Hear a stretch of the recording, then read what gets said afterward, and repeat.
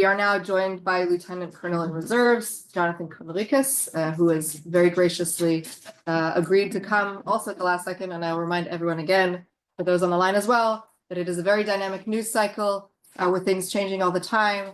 So your patience is appreciated. Lieutenant Colonel Conricus, I will say that in terms of the connection to the topic, had served in the military for quite a while. I think you were also the first Israeli representative at the UN. Yep.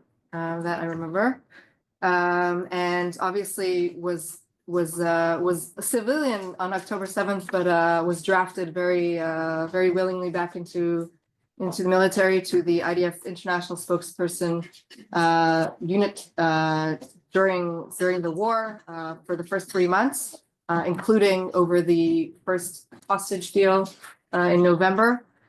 So obviously has a lot of experience during the military at that stage. Today, he is a senior fellow at the FDD, the Foundation for Defense of Democracies in Washington, D.C., and is the owner of Conricus Communications. And we are very lucky to have him here. He'll talk a little bit about the geopolitical landscape, and of course, any questions that you can answer on the operation itself, what we might be seeing if the deal is in fact implemented over the next few days, as it has been discussed. The floor is yours. Thank you. So good morning, or good, well, we're noon almost. Jonathan, happy to be here. And I'll just a short introduction, and then I think we'll spend more of the time with the Q&A. I listened in to what General Avivi spoke about, and I think there's a lot of overlap between his assessment of the situation and mine, and also those at FDD, the Foundation for Defense of Democracies, the way we analyze the situation. I'd point out a few other things that I think we should be mindful of in this situation. I know that, or someone asked one of the staff if I'm for or against this deal. I am for returning hostages. I've been saying that very consistently over the last 15 months. I think that this, any deal, specifically what we now have on the table, which is essentially what has been on the table since May, as Avivi said, that's also what I know. This deal is probably the best chance we will get at getting Israelis home. And I think that is a moral, national imperative of the state of Israel to do that. And I think we should have done it a long time ago. We should have brought about the conditions to facilitate it. While this deal, I think, carries many risks and threats, short and long term, I nevertheless believe that the moral obligation of the state and the military to bring back its civilians and soldiers trumps all that, and we should take this and then continue to creatively forge a way forward from a strategic point of view.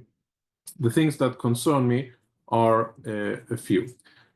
One is that we know that ceasefires have a tendency of turning from temporary to less temporary and more permanent. Everything in life is temporary, obviously, but less short-term and becoming mid and long-term and becoming established situations. That would be a very bad scenario for Israel, for Israeli security, and it would be, I think, horrible for Gazans, because that would leave them in an interim situation where, on one hand, Hamas continues to govern and Hamas is still in control, but Hamas is too weak to actually do anything useful for Gaza. There won't be any reconstruction and there won't be any real alleviation of the situation in Gaza, while there will still be continued low-level fighting, and Hamas will focus its assets on rebuilding its capabilities.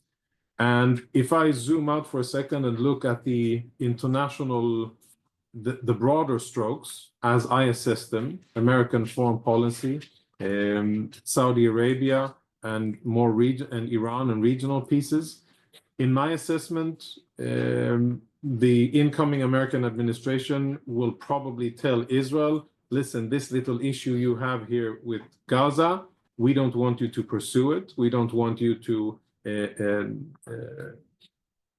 go back to fighting and really to pursue your strategic goals of destroying Hamas and ridding the Gaza Strip of Hamas, because we have bigger fish to fry, and we are going to focus on Saudi Arabia, on things that are big enough for global accreditation and ceremonies, and Gaza isn't one of them. And again, I reference what Avivi said. Gaza is a very long-term issue. It's a situation that I think will take us, if we are strategic, and if we have excellent leadership, and if we are focused in our efforts, it'll take us more than a generation to really change the situation in Gaza. That's the time frame that I think is relevant. Where we are now, just a milestone, and the positive milestone may be that we will see the return of Israeli hostages home. That's it. I don't read more into it.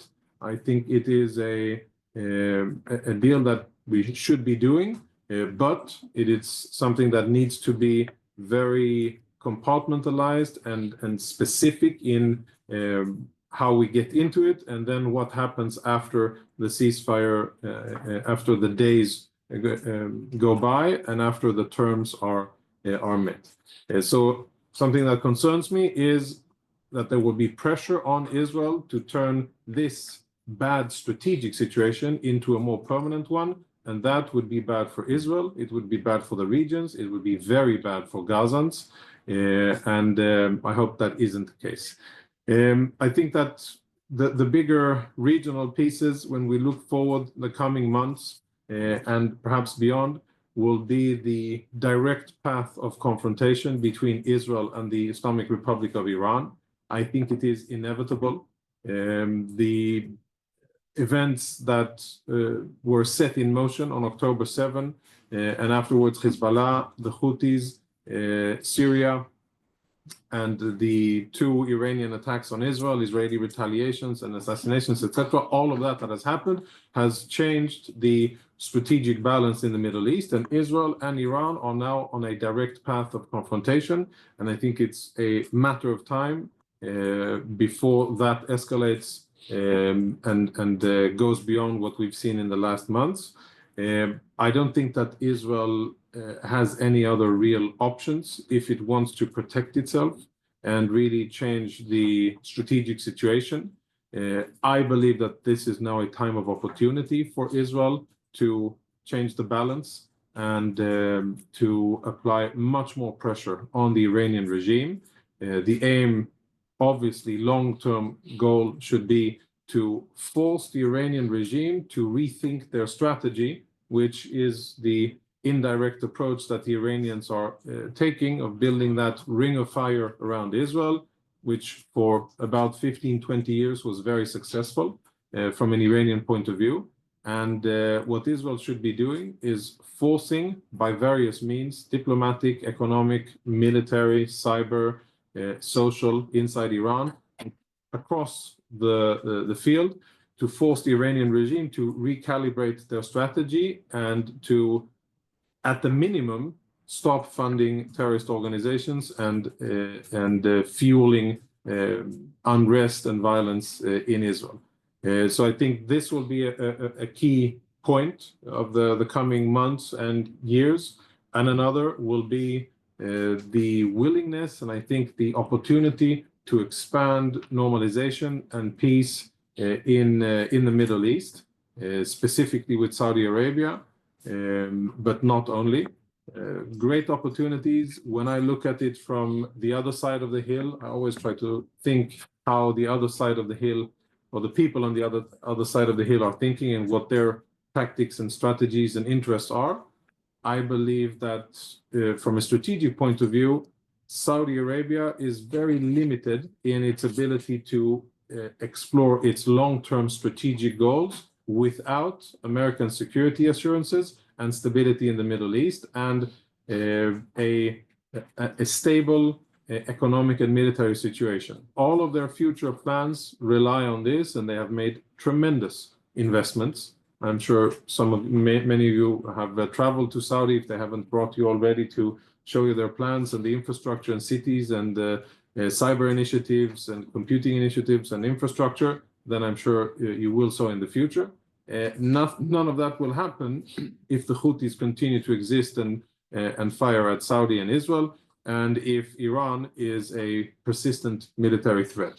And therefore, these two parts, Iran and regional normalization, I think will be the big things moving forward. And unfortunately, the way I read it, the issue of Gaza might be cast aside, or Israel might be told that you cannot pursue your strategic goals and you cannot continue high-intensity fighting against Hamas to really dismantle Hamas. And that can be very negative, and that's something that I'm concerned with. I would also say about reasons for doing this now. I look back at the last week and the visit on Saturday by Emissary Witkoff, I think, was super important. The decision to send the Israeli delegation, I think, was a direct derivative and looks like a show of sincerity by Israel in order to get activity going. Not entirely sure that it is that there's reciprocity on the Hamas side. I sense that the Qataris and the Egyptians feel the pressure and understand the importance of not being in the wrong side of the book of incoming President Trump. Nobody wants to do that, especially on the first day. And since he's been so persistent in repeating in many opportunities and across media platforms that he is serious without really putting into detail what hell to pay or all hell will break loose, what that means and for whom. But I think most relevant players don't want to find out what it would mean for them, and therefore there's been lots of activity. But to be frank, we still do not have the final word from Hamas, and unfortunately we're all waiting for the final word from Hamas, where they will officially say, yes, we agree to this deal. What I think will happen, and this is the more dangerous part for me to assess, but I will do it anyhow, despite being recorded. What I think is going to happen is that Hamas will take this deal. They will probably bet on my fears becoming reality, that the Gaza issue will be second or third importance, which will allow them enough time and resources to stay in power and alleviate pressure from them. I think that all of the more difficult topics, the most difficult topics of contention between Israel and Hamas will be second and third stage, and that somewhere along the line between second and third, the ceasefire will be violated by Hamas, and that we will find ourselves back into fighting. Talia spoke about my experiences in the first deal, and that was basically what happened. We had a good framework. There were still more than 10 Israeli hostages that were supposed to be released, and Hamas, for its own reasons, decided to actually, no, we're stopping it here, and went back to fighting, violated the agreement.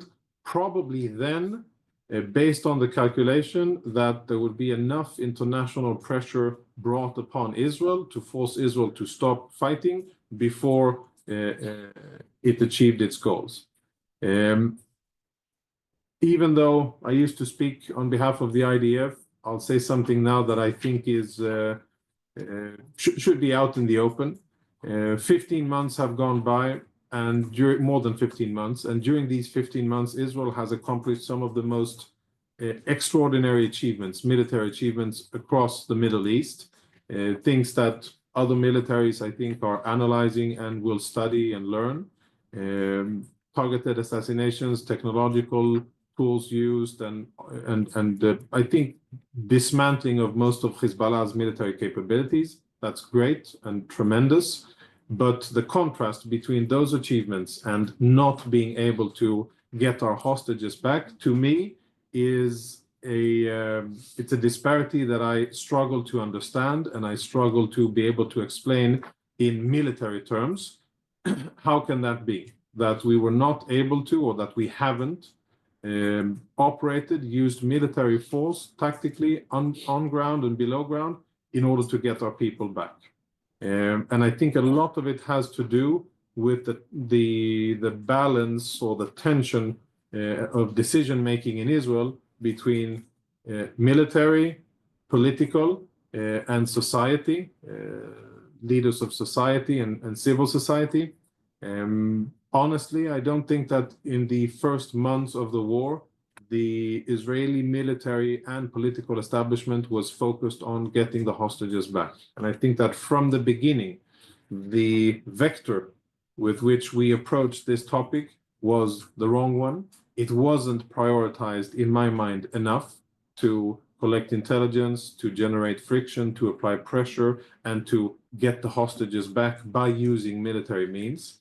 Yes, Israeli commandos and Shabak and others have done terrific raids, and we've been able to rescue 8 live Israelis and almost the same amount of, unfortunately, of dead, murdered Israelis that have been brought back, at least for burial. But all in all, it is a military and political failure. And I think that backdrop is why I support this specific deal, because I don't see us getting our hostages back in any other way, which I think is not the way it's supposed to be. I think this should have been prioritized differently. And I think that with our military capabilities, we should have been able to get them back, but we haven't been. And therefore, we find ourselves in this tense and unfavorable strategic situation. Last remark before questions. I think the situation in Gaza, many have asked, okay, so what's the solution? I heard what Avivi said, and I've listened to others. I think there's merit in trying to generate local leadership in Gaza. Realistically, I think it would be an incredibly complex endeavor. And even though my personal interests as a father of 4 kids, the oldest one 18, are in direct confrontation with this, I'd say that I think that what we're going to see, and what I think is the least worst solution going ahead, is Israel taking control over the Gaza Strip militarily and administering it in order to seriously get rid of Hamas and to detach Hamas from its center of gravity and power, which, yes, is the distribution of food and the access to funds and assets in the Gaza Strip. As long as Israel doesn't do that, and as long as Israel doesn't force UNRWA out of the Gaza Strip, then we are just kicking the can down the road, and we are perpetuating the suffering we will be perpetuating the suffering in the Gaza Strip for Gazans, but more importantly for Israelis, because we will see another round of fighting, and the state of war will continue unless we do. So out of all of the fronts where Israel has been fighting, there's lots of positives. And when I look at Syria, I can see a glimmer of hope in terms of what we may be able to achieve we as in world, for the benefit of the Syrian people, regional stability, reconciliation. I think that there's reasons to be optimistic about Lebanon and Jordan. I mean, the fact that the Iranians have not been able to overthrow Jordan, and that the kingdom is still intact despite tremendous activity by Hamas and the Iranians to unseat the Hashemite kingdom, that's a miracle in itself. And with regards to Iran and Saudi, so there's lots of positives. The darkest spot in my regional assessment of what's going on is Gaza, where I don't see any good long-term solutions, but a long road ahead of fighting and suffering. The best would be, of course, for Hamas to be ousted by the Palestinians themselves and relegated to either jails or death. but don't necessarily see that happening. Yes, ma'am. Fabiana Magri, La Stampa, Italy. Thank you for this. Buongiorno. Buongiorno. Do you think that the missing list of the hostages by Hamas and Jihad is true, or is just a tool for negotiating? And if it's true, can it be one of the reasons why also the army have difficulties in rescuing hostages? And what would have done differently if it were for you in order to rescue more hostages with military operations? Yeah. So the biggest deficit or shortcoming, the way I see it going back, Hamas's buildup of power and their planning of October 7, and then the execution of the attack on Israel on October 7. Our biggest shortcoming, we had many, but the biggest one was intel and our lack of penetration, to use military words, into Hamas, access to their command and control, access to their planning, logistics, etc. We simply were in the dark. And as the war has gone by, we can see from the results on the ground that Israel is still lacking in terms of combat intelligence of Hamas.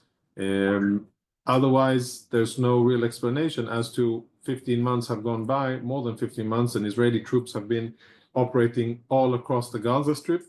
And we still haven't been able to locate our hostages. So the way I read it, Hamas prepared this very well. Their infrastructure, the tunnels, safe houses, but specifically tunnels and bunkers, provided them with the locations that they needed in order to obscure. And the biggest shortcoming is intel.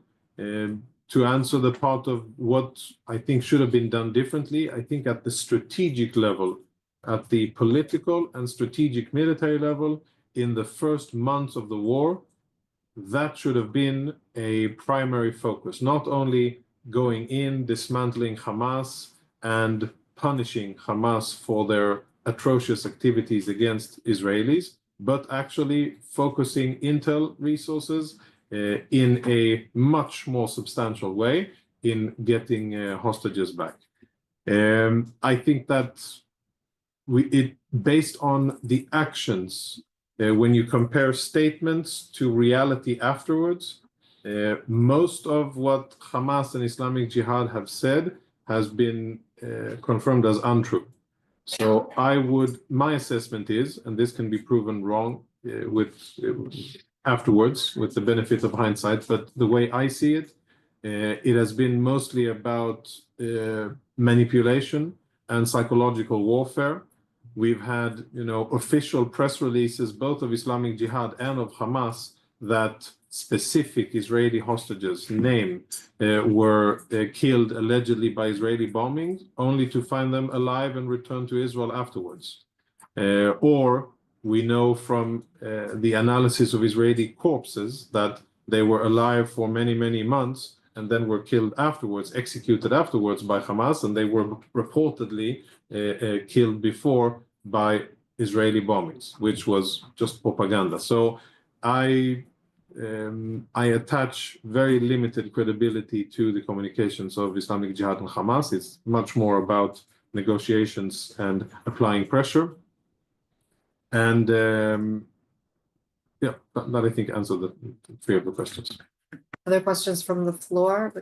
Yeah, you spoke about the danger that the world will focus on regional agreements like with the Saudis, and that pressure will be increased on Israel not to restart military activities in Gaza after the ceasefire. But they're saying that in terms of rebuilding Gaza, that money and effort will have to be funded by the Gulf nations, who will insist that Hamas not be in control anymore. So you don't see that maybe that could in fact serve Israel's interest, that Hamas would be gotten rid of as part of the rebuilding process? So the wrench in the wheels in that scenario is the Palestinian Authority, because I think the Saudis and Gulf states, even though the Gulf states the leadership has tremendous animosity towards the Palestinian Authority, its leader, its 20th year in a four-year term, Mahmoud Abbas, and there's no appreciation at all, and I agree with that, on behalf of Gulf state leadership towards the Palestinian Authority, but they want to tick the box, at least officially, about Palestinian statehood. And what I think can foil what you say, and I agree with the details of this being a possible future positive development, would be the insistence of having the Palestinian Authority assume control over Gaza as well, which is something that I think Israel will oppose very strongly, because that would be, I think, really a strategic setback for Israel to have that happen as a result of October 7. Israel has a lot of issues with the Palestinian Authority. We share some common goals, common enemies, the Iranians, but many strategic differences. And as long as the Palestinian Authority remains committed to or refuses to acknowledge our right to exist here, and this being our homeland, and that Israel is here to stay, and that they're willing to end the conflict, I don't think that Israel will be likely to allow the Palestinian Authority this very substantial prize and bonus of getting control over the Gaza Strip. I don't think it would be good for Gazans either. The Palestinian Authority, if anything, has proven to be extremely corrupt, incapable of managing the area A and B under its control, not liked by, to say the least, by its own population, and from an Israeli point of view, most importantly, not really interested in ending the conflict. They've had 4 opportunities to agree to an Israeli, American, or Israeli offer, and they've said no 4 times. And all of those offers were very generous, relatively speaking, in terms of land and rights, etc. I don't think that the Palestinians will get those kind of offers from Israel again in the future. 98% of the land, part of Jerusalem, partial return of Palestinians from abroad, things that today, to me, seem fictional. But even to that, the Palestinians have said no to. So the issue here is, in my mind, how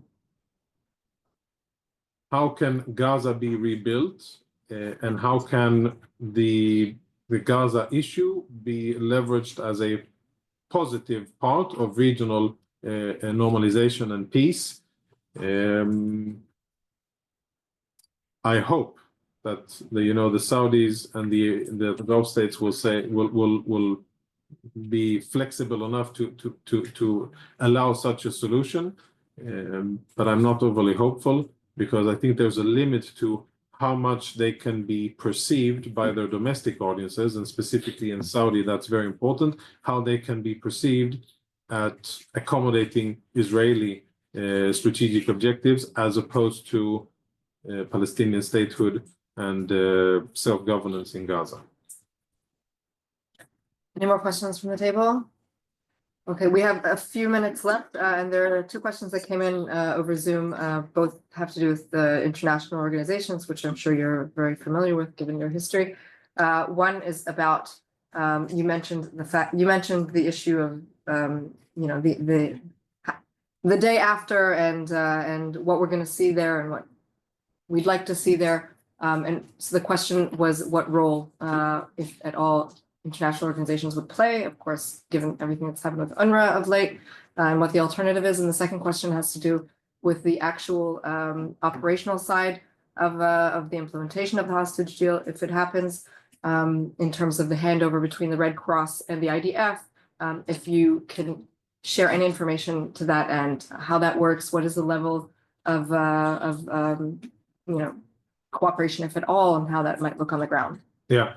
So looking ahead and analyzing the tremendous destruction in Gaza, infrastructure, housing, everything, obviously there will be a tremendous need for everything to come in and for massive efforts to be done, including by various international aid organizations, UN and non-UN organizations from various countries.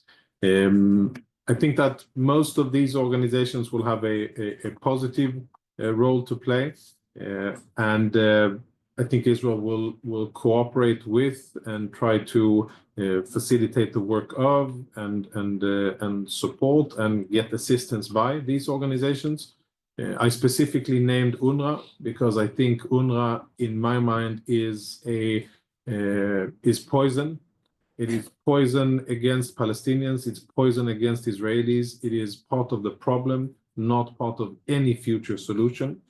And if UNRWA is allowed to continue to operate, then under the pretense of providing humanitarian aid, then that will be another indicator that we are just kicking the can down the road and for sure buying ourselves more suffering, radicalization, support of terror, and front financing of Hamas in the future, which I think should be avoided. Regarding the Red Cross, as much critique that I have, and I think most Israelis have, about their abysmal failure to implement their charter, to really reach Israeli hostages, to provide care, to provide any kind of substantial support. I think that in the first hostage deal, they had a positive, very positive role, and they performed it well. And I suppose that this will happen again if and when there will be a second implementation. They're important. I could only wish that terrorist organizations would be obligated to accommodate or respect the Red Cross. That would have solved a lot of issues and would have really taken a lot of the leverage of the power that Hamas and Islamic Jihad have had out of their hands. And I hope that the people of the Red Cross who are in Gaza or coming from outside specifically for this will be able to do so swiftly as they did last time, and perhaps that there will be soul searching and learning in these lessons as well about failing to do anything of substance for those 252 Israeli hostages that were taken by Hamas. Not a single one of them received anything from any international organization. And I think that is very regrettable, but on the positive, they had a very positive role on the first round, and hopefully they will have that on the second round as well. Are you optimistic about the soul searching? No. That's where we'll leave it. Lieutenant Colonel in Reserves, Jonathan Conricus, thank you very much again for your time. Thank you.